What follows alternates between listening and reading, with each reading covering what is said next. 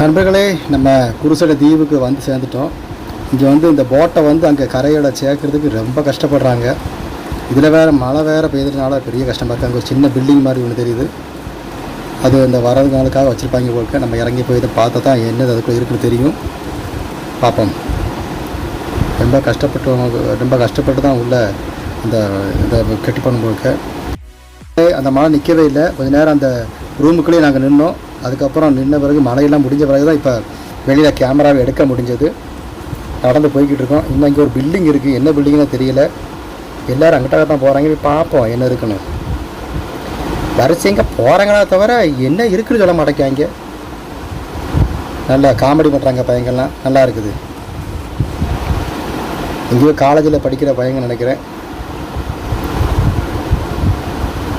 ஏதோ பங்களா மாதிரி தெரியுது. ஒரு ஆணில சாப்பிடுது. இன்னும் அதை எடுத்துக்கிறதே மாதிரி லாமார்டின் எல்லாம் இங்கே தான் வாழ்ந்தாரு. இவர் தான் லாமார்டினா? இவர் தான் லாமார்டின். இந்த ரூம் கூலிங்காக இருக்குங்க.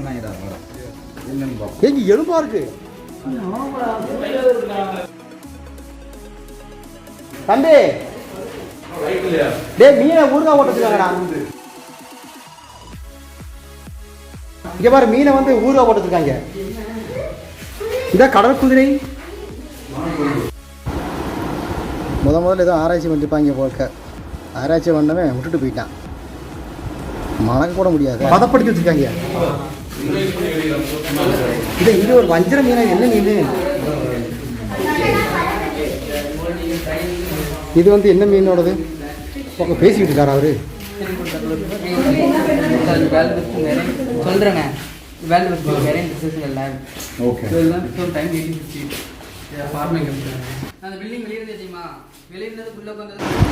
அவர் என்ன சொன்னார்னா, வெளியில் இந்த பில்டிங் விட்டு வெளியில் நின்னப்போ ரொம்ப சூடாக இருந்தது. பில்டிங்குள்ளே வந்தோடனே நல்லா குளிராக இருக்கா.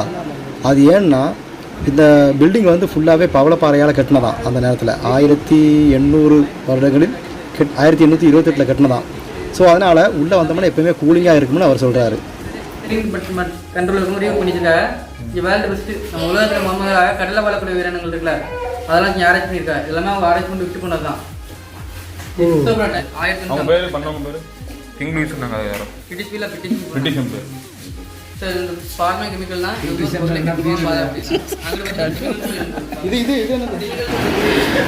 இதெல்லாம் திமிங்கலத்தோட தாடை எலும்புகள், குறுக்கெலும்புகள், முதுகெலும்புகள், இது வரிச்செலும்பு எல்லாமே இங்கே வைக்கப்பட்டிருக்கு. பாம்பன்னு எல்லாத்து மேலேயும் பாம்பன் எழுதியிருக்காங்க. பாம்பு இல்லை, பாம்பன் அந்த இடத்துக்கு எழுதியிருக்காங்க. வரிச்செலும்புல இவர் தான் நம்ம கைடு. அவர் தான் எல்லாமே காமிச்சு கொடுக்குறாரு. அது ஒரு வாள். பின்ன என்ன இருக்குங்க? இதுதான் கடலாமையோட தரை ஓட்டியா. எது கடலை எங்கெல்லாம் இருக்குது? இதாக இருக்குது. கண், மூக்கு இதுதான் பயங்கரமாக இருக்குது. இந்த வழியாக வந்து எனக்கு என்னமோ கண்ணை கட்டி காட்டுக்களை விட்ட மாதிரியே ஃபீல் ஆகுது. நடுவில் ஒரே ஒரு வழி மட்டும் இருக்குது. நான் நினைக்கிறேன் அந்த பக்கம் நேரம் போய் விட்டுறாங்கன்னு நினைக்கிறேன். இதில் நேராக போனோம்னா இந்த தீவோட இந்த சைட்லேருந்து அந்த சைடில் போயிடலாம்னு நினைக்கிறேன். பார்ப்போம். நண்பர்களே, இங்கே ஒரு பில்டிங் இருக்குது. இந்த பில்டிங்கில் வந்து ரொம்ப டேமேஜ் ஆகும் தான். அப்போ பார்த்தோம்னா ஒரு பில்டிங். அந்த பில்டிங்கில் போய் எல்லாமே வச்சுருக்காங்களாம். இதுதான் உலகத்திலே முதலில் கடல் உயிரினங்களை பற்றி ஆராய்ச்சி பண்ண இடமா. பாருங்கள் எவ்வளவு சரித்திர பிரசித்தி.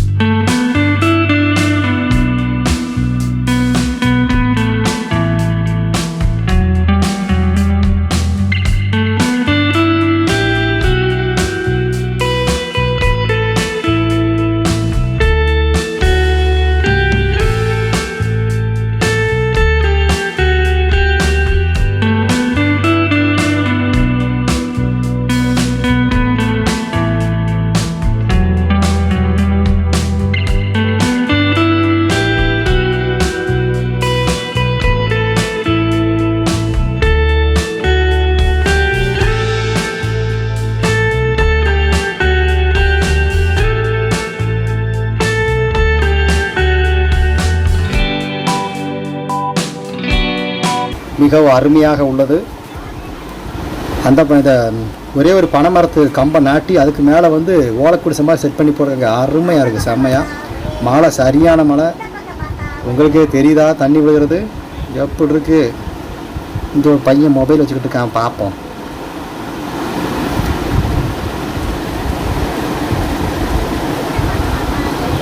நம்ம ஒரு முக்கியமான விஷயம் என்னன்னா, இந்த கடற்கரையில் கிடக்கிறது எல்லாமே பவிழப்பாறைகளோட துகள்கள். அப்படின்னா சின்ன சின்ன பீஸாக கிடக்கு.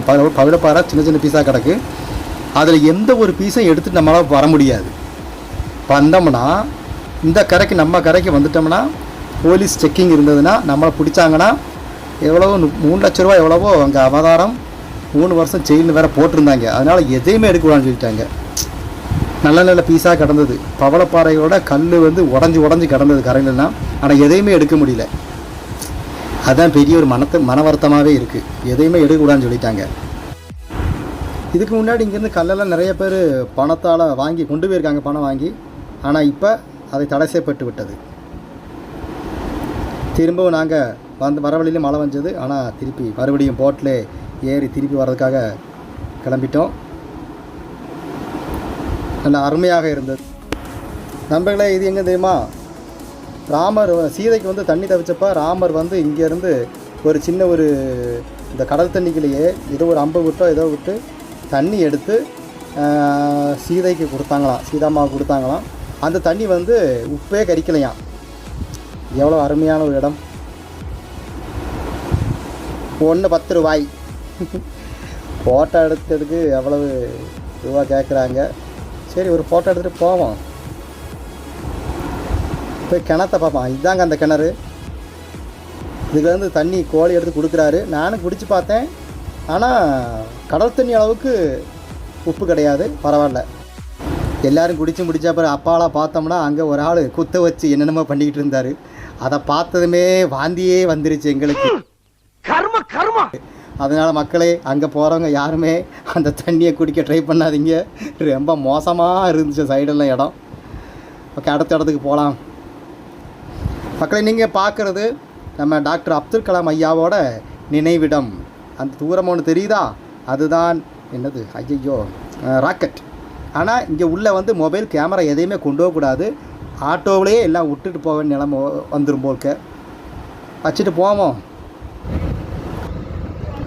அங்கேருந்து திரும்பி நாங்கள் அந்த ஆட்டோவில் திரும்பி வேறு ஒரு இடத்துக்கு போய்கிட்டு இருக்கோம். எங்கே போகிறோம்னா ராமர் கல் அப்படின்னு சொல்லிட்டு ஏதோ ஒரு கல் இருக்குதான். போய் பார்ப்போம் அங்கே என்ன நடக்குன்னு. எல்லாத்தையும் பார்த்துட வேண்டியதான். இங்கே வந்து பார்த்தா இங்கே ஒருத்தன் அந்த கல் வந்து பவளைப்பாறை கல்லுங்க. இந்த கல்லை வந்து தண்ணியில் போட்டால் மிதந்து கிடக்குமா. இந்த கல்லை வந்து அந்த ஒரு ஆள் தலைமையில் வச்சுட்டு, இதுக்கு முன்னாடி ஒரு ஆள் தலைமையில் வச்சுட்டு ஜெய் ஸ்ரீராம் ஜெய் ஸ்ரீராம் ஜெய் ஸ்ரீராம் 3 தடவை சொன்னால் 40 ரூபாய் அங்கே அப்படி சொல்கிறதுக்கு.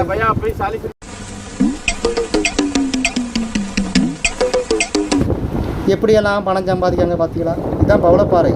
உள்ளே வந்து காற்றுகள் அடங்கிய அறைகள் மாதிரி உள்ளதுனால இது வந்து தண்ணிக்குள்ளே முங்க மாட்டேங்குது. தமிழ்நாட்டுக்காரங்க, நம்ம ஊருக்காரங்க யாருமே இதை தலையில் வைக்கலை. இந்த ஆந்திராவிலேருந்து வந்தவங்க தான் நிறைய பேர் வச்சாங்க. அதில் ஒரு 2 பேர் தான் பார்க்க முடிஞ்சது. சரி, வாங்க அடுத்து அரிச்சல் முனையை பார்த்து போவோம். இதெல்லாம் பார்த்தாச்சு. நண்பர்களே, சாப்பிட்றதுக்கு ஒரு ஹோட்டலுக்கு வந்தோம். ஃப்ரெஷ் மீனை எடுத்து அப்படியே போட்டு வறுத்து சூப்பராக சாப்பாடு செஞ்சு தரேன்னு சொன்னாங்க. சாப்பிட்டுட்டு வரேன். நல்ல அருமையான காட்சி. ஒரு அம்மா வந்து தன்னோட குட்டிகளுக்கு வந்துட்டு பால் கொடுக்குற அருமையான ஒரு காட்சி பார்த்தோம். மிகவும் பிடித்திருந்த காட்சி.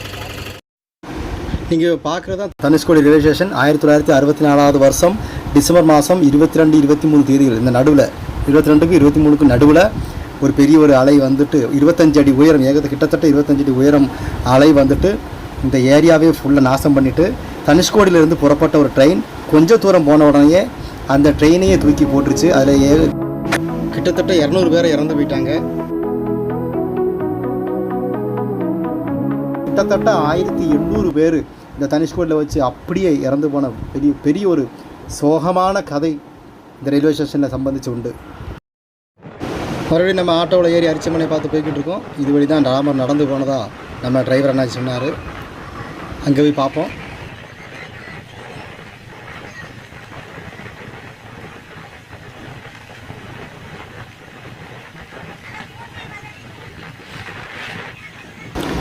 தரிச்சுமலைக்கு வந்தாச்சு. எவ்வளோ அழகாக இருக்குன்னு பாருங்கள் இந்த இடம், எவ்வளோ சைலண்டாக இருக்குன்னு பார்த்தீங்களா. ஆனால் இதுக்கு பின்னாடி பெரிய ஒரு விஷயமே இருக்குது. அந்த 1964 நடந்த பெரிய கொடூரமான அந்த சுனாமியில் இங்கேயும் நிறைய பேர் குடிசை போட்டு தங்கியிருந்தாங்க. அவங்க எல்லாரையுமே இங்கேயும் இருந்தவங்க சேர்த்து தான் 1800 பேர் இறந்தா சரித்திரம் சொல்லுகிறது. பாருங்கள் எவ்வளவு நிம்மதியாக இருக்குது. ஆனால் அந்த நேரத்தில் ஒரு கொடூரமே நடந்திருக்கு. இதில் ஒரு முக்கியமான ஒரு விஷயம் என்னென்னா, இங்கே போனோடனே எல்லா சிம்மெல்லாம் போயிடுச்சு. ஏன்னா டவர் கிடையாது. ஆனால் அங்கே வந்து ஏர்டெல் யூஸ் பண்ண ஒரு ஆளோட மொபைலில் 4G கிடச்சதுங்க. ஒரு மெசேஜ் வந்துச்சு, ஸ்ரீலங்காவிலேருந்து ஒரு மெசேஜ் வந்துச்சு, உங்களுக்கு இத்தனை இதுக்கு ஆஃபர் இருக்குன்னு. அது 1GB நான் நினைக்கிறேன் 1300 ரூபாய்க்கு 1GB நெட்டுன்னு பாட்டுக்கு காமிச்சிருந்துச்சு. என்ன கரமாண்டா சை, எப்படி இருக்குன்னு பாருங்க. இந்தியாவில் இருக்க நம்ம நெட்டு கூட ஒன்றுமே கிடைக்கல. ராமேஸ்வரத்துலேருந்து கூட ஒரு நெட்டும் கிடைக்கல. ஆனால் ஸ்ரீலங்கா எங்கேயோ கிடக்கு, அங்கேருந்து டவர் கிடைக்கிது பாருங்கள். அவன் அங்கேருந்து தூண்டில் போட்டு தூக்க பார்க்க நம்ம ஒருத்தனையும். பரவாயில்ல, இங்கே ஒன்றுமே இல்லைன்னு நினச்சி வந்தோம். நிறையா இருக்கிறது இங்கே வந்து என்ன சொல்கிறது, பாசிமணி ஊசி அது மாதிரி ஐட்டமெல்லாம் நிறையா விற்கிறாங்க. கடல்லேருந்து வர சிப்பிகளெல்லாம் எடுத்து வச்சுருந்தாங்க. ஃபோட்டோவெல்லாம் பயங்கர வளைச்சி எடுக்கிறாங்க பாருங்கள். இங்கே வரணும் ரொம்ப கனவு கண்டுக்கிட்டு இருந்தேன். கடைசியில் வந்தாச்சு. பைக்கில் வந்து ரொம்ப நல்லா வந்திருக்கும். கடைசி அசை சின்னத்தை எடுத்தாச்சு. வீடியோ பிடிச்சிருந்தா அப்படியே சப்ஸ்கிரைப் பண்ணிடுங்க, லைக் பண்ணிடுங்க. நன்றி, வணக்கம்.